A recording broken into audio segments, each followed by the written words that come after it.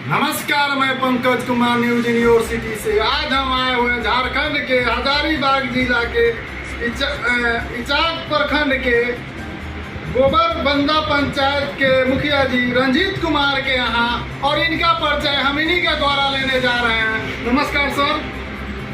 जी, मैं रंजीत कुमार, इचाक प्रखंड अंतर्गत गोबरबंदा पंचायत का मैं मुखिया हूँ।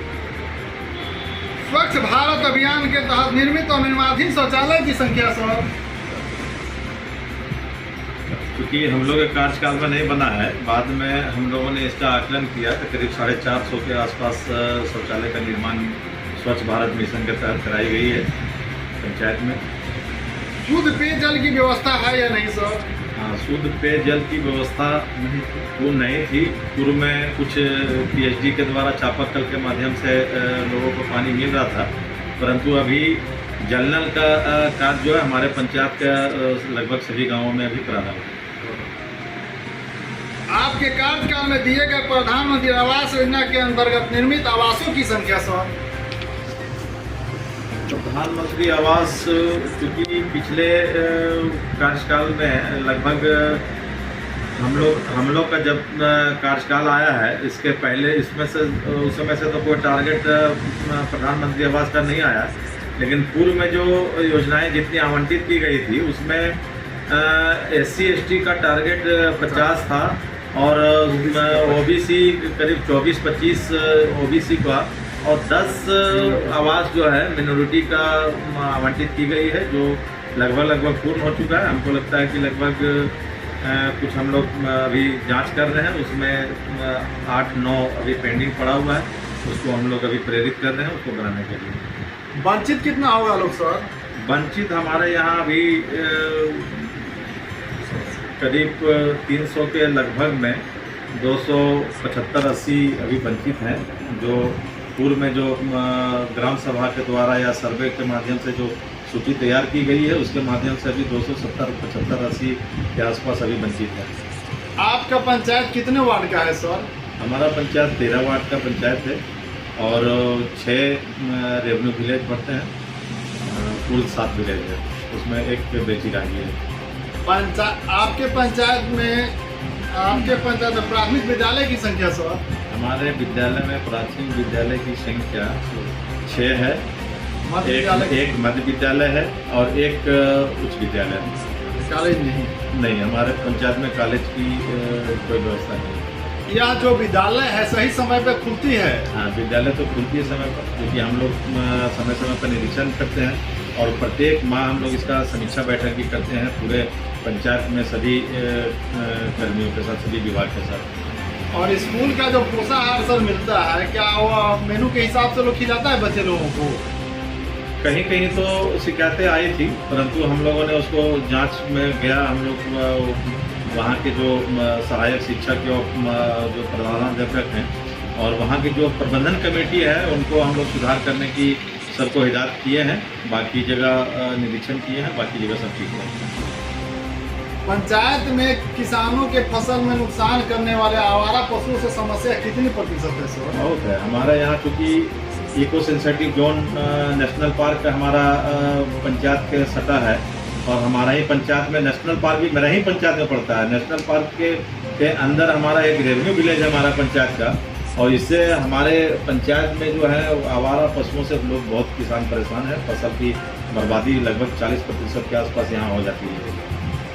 पंचायत में राशन वितरण प्रणाली सुचारू ढंग से संचालित हो रहा है या नहीं सर? नहीं, अभी तक तो कोई शिकायत किन्हीं कार्डधारी के द्वारा हम लोग के पास नहीं आया है, और समय समय पर हम लोग निरीक्षण भी करते हैं, और पंचायत में हम लोग पंचायत भवन में प्रत्येक माह समीक्षा बैठक में इसका हम लोग समीक्षा के माध्यम से हम जानकारी लेते रहते हैं।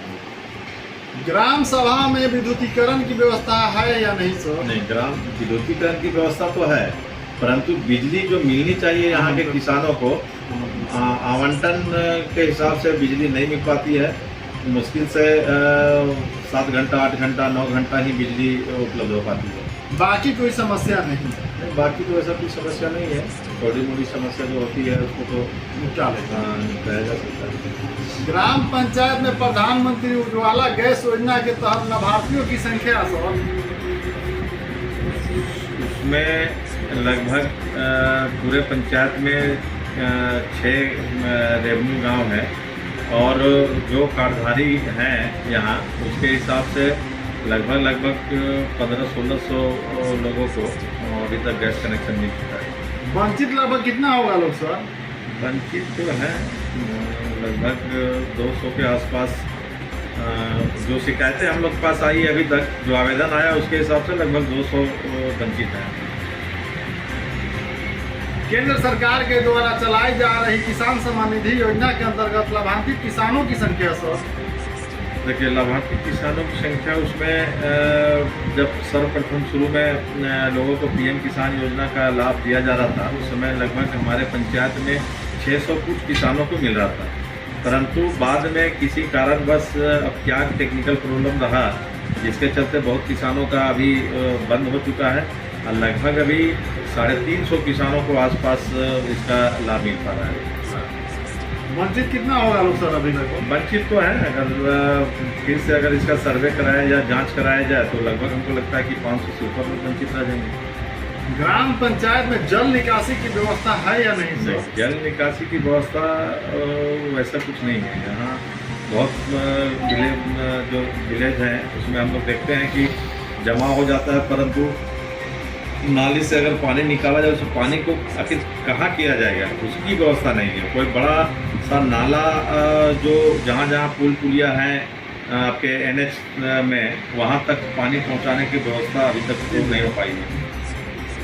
ग्राम पंचायत में बुढ़ा विधवा विकलांग पेंशन लाभार्थियों की संख्या सर? उसमें 500-550 के आसपास अभी हमारे यहाँ 554 चाहे विधवा समान योजना हो, वृद्धा पेंशन योजना हो या विधवा पेंशन योजना हो, विकलांग पेंशन योजना हो, इसमें करीब 554 अभी तक हमारे यहाँ है और 200 के आसपास अभी वंचित हैं। जो हम लोगों ने डाटा कलेक्ट किया उसके आधार पर करीब लगभग 200 और सभी विधवा और वृद्धा को लेकर के 200 और अभी वंचित हैं। पशु शेड लाभार्थियों की संख्या सर? नहीं, पशु शेड लाभार्थी तो नहीं ये हो पाया है बहुत ज़्यादा।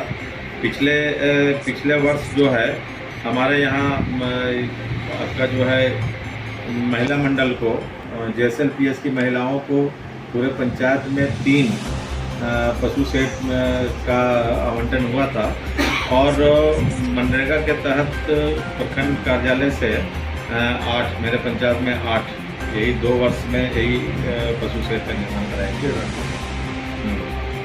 8, 5, 13। वंचित कितना होगा लोग सर? वंचित तो अभी बहुत सारे हैं। वंचित लगभग अभी जो जितने लोग पशु को रखते हैं, पशुपालन की जो लोग व्यवस्था है उसके आधार पर लगभग 200 किसान को और पशु शेड मिलेगा तभी इसका पूर्ण होता है। ग्राम पंचायत में सौंदर्यीकरण योजना के अंतर्गत किया गया कार्य सर? सौंदर्यीकरण योजना के तहत किया गया कार्य तो नाली लगभग है। नाली लगभग हमको लगता है कि ये 3-4 गांव में मिला के 3-4 नाली बनी है, करीब 1300 के आसपास 1300 फीट के आसपास उसमें निर्माण कराया गया। उसके बाद छठ घाट का निर्माण, स्नान घाट का निर्माण और शमशान सेट PCC रोड का निर्माण कराया गया है। ग्राम पंचायत में स्ट्रीट लाइट की व्यवस्था है या नहीं सर? नहीं, स्ट्रीट लाइट की व्यवस्था है। यहाँ हमारे पंचायत में 6 विलेज में करीब 246 स्ट्रीट लाइट लगाई गई है। ग्राम पंचायत में खेल का मैदान है या नहीं? नहीं, खेल का मैदान है। हमारे ग्राम पंचायत में 2 खेल का मैदान अभी है और एक हम लोग और निर्माण कराने की अभी प्रपोजल हो चुकी है। और पुस्तकालय सर? एक पुस्तकालय है, यानी कि दोनों व्यवस्था जो है सभी विभाग में चल रही है। ग्राम पंचायत में शमशान घाट? ग्राम पंचायत में शमशान घाट हमारे यहाँ है, करीब 9 के आसपास शमशान घाट है। 6 विलेज है, 9 शमशान घाट और एक कब्रिस्तान की है यहाँ, क्योंकि मिनोरिटी भी इस पंचायत में है, एक कब्रिस्तान की भी यहाँ है किया हुआ। इसका घेराबंदी के लिए घेराबंदी चल रहा है अभी कल्याण विभाग के द्वारा। हाँ, कल्याण विभाग के द्वारा योजना स्वीकृत है और इस पर अभी कार्य प्रारंभ है। आपके पंचायत में आंगनबाड़ी केंद्र कितना है सर? आंगनबाड़ी केंद्र 6 है। आंगनबाड़ी का खुद का भवन कितना है सर? नहीं, खुद का 3 भवन है और 3 भवन में चल रही है आपका निजी भवन में। आंगनबाड़ी पोषाहार सही समय पर वितरित कर दिया जाता है सर? देखिए, इसमें तो अभी हम लोग जो समीक्षा बैठक मंथली करते हैं उसमें अभी तक जो हम लोगों ने इसका डाटा लिया है उसके हिसाब से तो वितरण किया जा रहा है, परंतु अभी तक किसी भी लाभुक का शिकायत अभी तक हम लोग तक नहीं पहुंचा है। इसलिए हम उम्मीद करेंगे कि लगता है कि लगभग सभी जगह कोई शिकायत नहीं पहुंचा। अच्छा ही। आपके पंचायत में उप स्वास्थ्य केंद्र की व्यवस्था है या नहीं सर? उप स्वास्थ्य केंद्र की व्यवस्था है। एक उप स्वास्थ्य केंद्र का निर्माण कराया गया है, परंतु अभी तक राज्य सरकार के द्वारा उसकी स्वीकृति नहीं मिली है। नहीं मिली है तो हम लोग जो यहाँ है PHC के माध्यम से हम लोग एक ANM की मांग किए थे, उसमें एक ANM का बहाल किया गया है, परंतु सरकार के लिस्ट में अभी तक उसको स्वीकृति नहीं मिल पाई है। 2024 का लोकसभा का चुनाव सर पे चढ़ा हुआ है, तो क्या यह चुनाव जो है विकास के दरमियान होगी या जातिवाद की?